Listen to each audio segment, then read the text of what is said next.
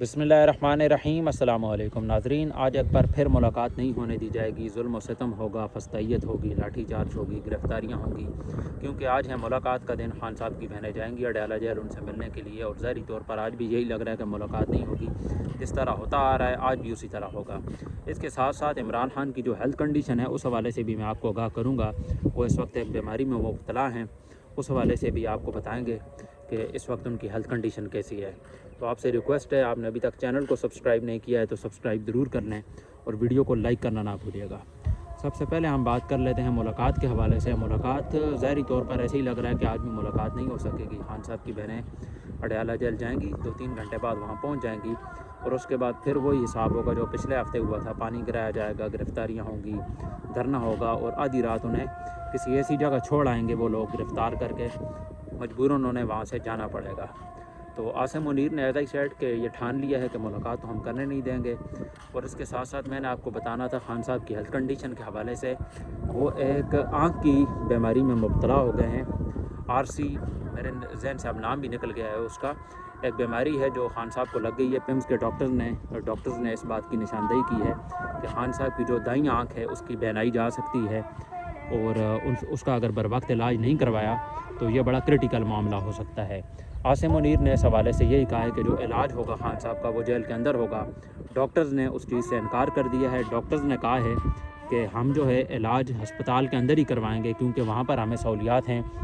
Jail के अंदर अगर उन्हें कुछ हो जाता है वो सारा का सारा इल्ज़ाम मुझ पर आ जाएगा। तो डॉक्टर्स ने इस चीज़ से बिल्कुल इनकार कर दिया है कि हम खान साहब का इलाज अडयाला जेल के अंदर नहीं करेंगे। जो भी इलाज होगा वो अस्पताल के अंदर ही होगा। लेकिन field marshal general Asim Munir उन्होंने कहा है कि हम आपको खान साहब को अडयाला जेल से बाहर तो हम किसी सूरत नहीं भेज सकते। तो लिहाजा इनका मौक़िफ़ साफ़ है। खान साहब की जो इस वक्त हेल्थ कंडीशन है उन्होंने कहा कि काफ़ी क्रिटिकल हो सकती है अगर उसका बर वक्त इलाज ना करवाया तो जेल के अंदर तो वो डॉक्टर्स ने भी इनकार कर दिया। उन्होंने कहा जेल के अंदर वो सहूलियात है ही नहीं है। तो लिहाजा आप यही समझ लें कि फिर इलाज नहीं होगा। खान साहब की जो हालात हैं वो बदतर से बदतर होते जाएंगे। हालांकि वो हार नहीं मान रहे हैं। काफ़ी सारी चीज़ें उन्हें फ़ेस करनी पड़ी, काफ़ी सारी प्रॉब्लम्स, काफ़ी सारे चैलेंजेस उन्हें फ़ेस करने पड़े। लेकिन उन्होंने ये नहीं कहा कि मुझे यहाँ से लंदन भागना है और मुझे यहाँ से निकलना है। उन्होंने कोई बहाना नहीं बनाया।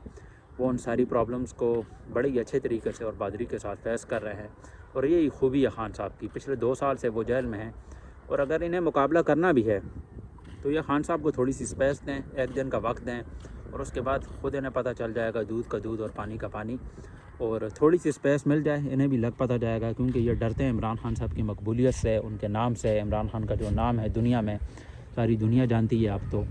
और इन्होंने जिस तरह का जुल्म और सितम फैलाए हुए है, ना इस मुल्क की माइशत ठीक है, ना इंफ्रास्ट्रक्चर ठीक है, ना कोई हेल्थ केयर है, कुछ भी है ही नहीं है इस मुल्क में। और उसको तबाह करने में हमारी इस्टेब्लिशमेंट ये झूठ बोलते हैं कि हमारा सियासत से कोई लेना देना नहीं है। बहुत ही घटिया किरदार है इनका सियासत में, और यह कोई आज की बात नहीं है। इससे पहले भी जो हमारी इस्टेब्लिशमेंट रही है उनका एक बहुत ही घटिया किस्म का किरदार रहा है हमारी सियासत में।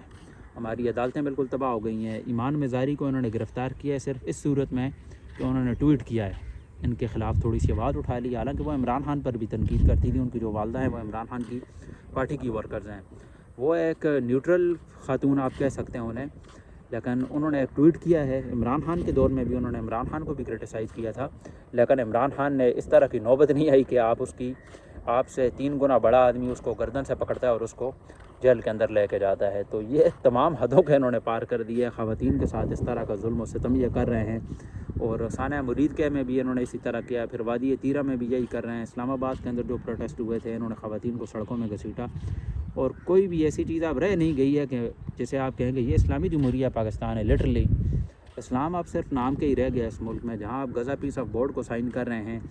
फ़लस्तीनियों को आप मारेंगे। इससे पहले जनरल ज़िया ने 30,000 फ़लस्तीनियों को मारा था।